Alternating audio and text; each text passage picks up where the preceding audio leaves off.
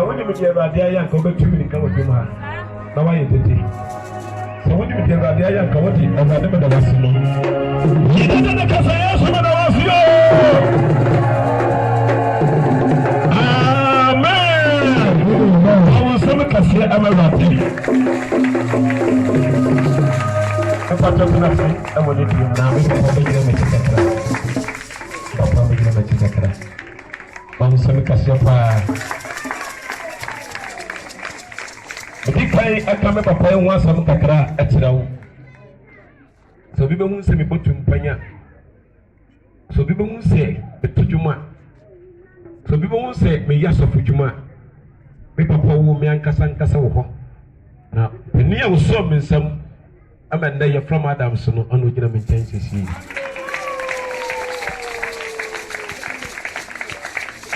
Yawo me atu the nanso. Me come up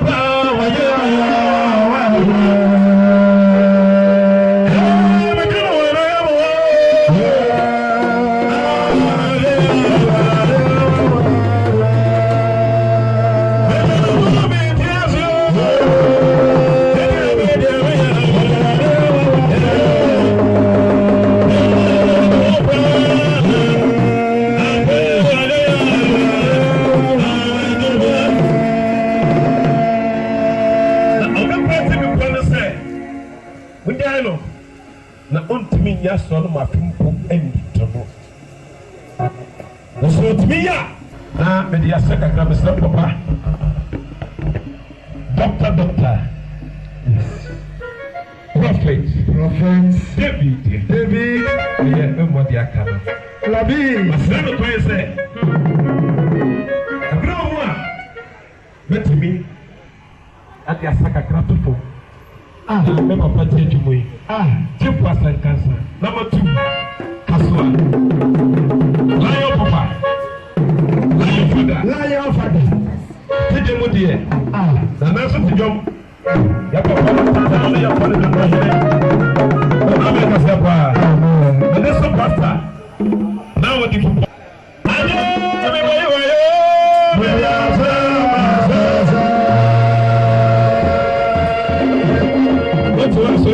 so